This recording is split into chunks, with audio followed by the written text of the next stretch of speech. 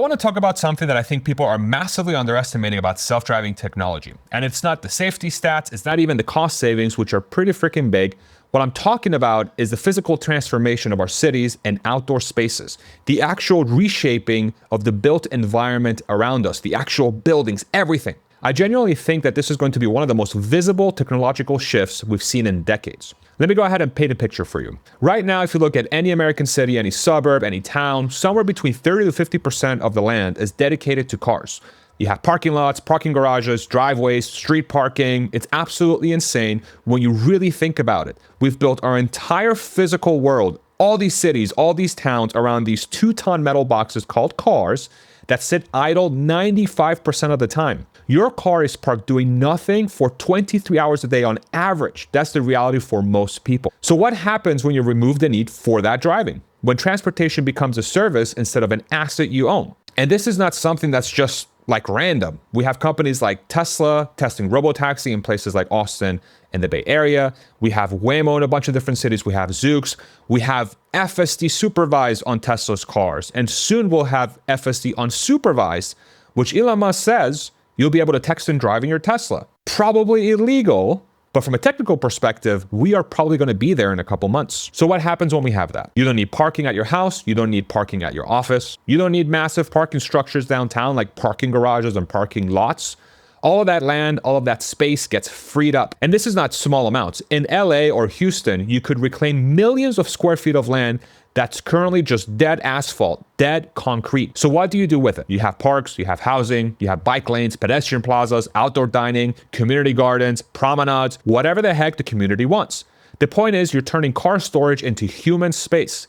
That's a massive upgrade for quality of life, but it goes even deeper than just parking. Think about the roads themselves. Right now, we need wide lanes because humans are unpredictable drivers.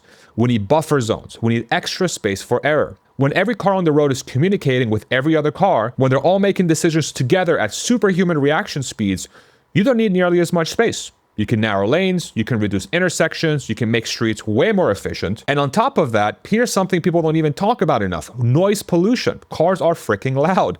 Not just the engines, but the tires on the road, the wind noise, the honking, and the general chaos of human drivers. Electric self-driving vehicles are whisper quiet. You're going from this constant background roar to basically silence. That changes neighborhoods. That changes how people experience outdoor spaces. You can actually hear birds again. You can have a conversation on the sidewalk without shouting, just like what happens in New York City all the freaking time. Then there's the safety piece, which is very, very big. Right now, about 40,000 people die every single year in car accidents in the United States. That's 40,000 per year. That's a small city wiped out annually, like Harrisburg, Pennsylvania. And most of those deaths are from human error, distracted driving, drunk driving, just plain bad decisions. Self-driving systems don't get drunk. They don't text. They don't fall asleep. They have 360-degree vision. Their reaction times are measured in milliseconds, not seconds. So when you have streets that are objectively safer, what does that do to how we design those streets? You don't need massive barriers between cars and pedestrians. You don't need as many traffic lights and stop signs because the cars are coordinating perfectly. You can have kids playing closer to the street.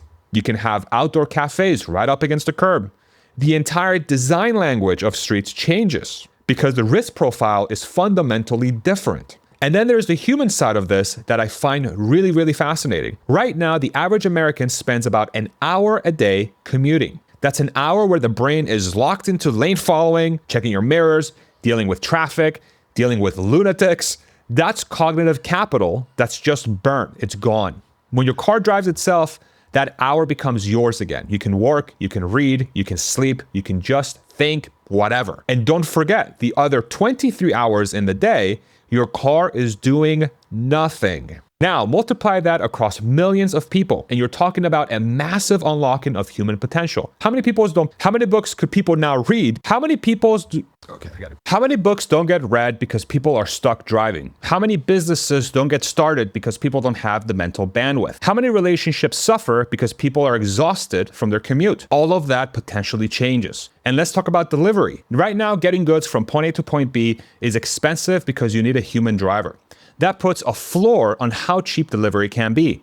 But when you have autonomous vehicles running 24/7, the cost of moving stuff plummets. That means more same-day delivery. It means smaller, more frequent shipments. It means you don't need to warehouse as much inventory because you can move things around way faster. And what does that do to retail? What does that do to how we think about owning stuff versus accessing stuff? If I can get literally anything delivered to me in an hour for pennies, why do I need to store it at home? You start to see these ripple effects where the entire logistics infrastructure of society gets rewired. This transformation isn't going to happen overnight. This is going to be a decades-long process. You'll have cities that adopt this quickly and cities that drag their feet. You'll have generations of people who remember driving and generations who never learn. There's going to be this weird in-between period where autonomous cars and human drivers coexist, and that's going to be messy. Regulations are going to lag. Infrastructure is going to need updating. There's going to be pushback from people who lose jobs, and rightfully so. But when I think about the long arc of this, there's going to be a clear before and a clear after. There's going to be a time when people look back and say, remember when we had to drive ourselves? You remember when parking lots covered half the freaking city? Do you remember when you couldn't walk your kids to school because the streets were too dangerous? And that's going to feel as distant as horses in the street or the steam engine. The physical transformation of our cities is going to be one of the most visible changes. And think about how many new cities can spring up with self-driving in mind from scratch, brand new cities without these wide roads, these parking garages, just springing up all over the world that allows for self-driving technology. The physical transformation of our cities is going to be one of the most visible changes. You'll be able to see it with your own two eyes. Parking lots turned into parks, streets narrowed and greened, buildings repurposed, neighborhoods reconnected.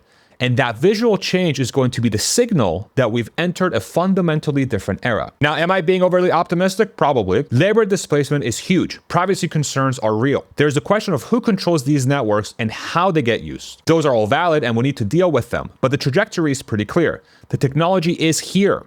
The benefits are massive. And once the flywheel starts spinning, it's going to be very hard to stop. So if you're paying attention to self-driving, don't just think about the cars. Think about the spaces between the cars. Think about what happens when we take back all that land we've given to parking. Think about neighborhoods that are quieter, safer, more walkable. Think about the 1 hour a day that you get back and the 23 hours that your car gets back. That's the real transformation. That's what's coming.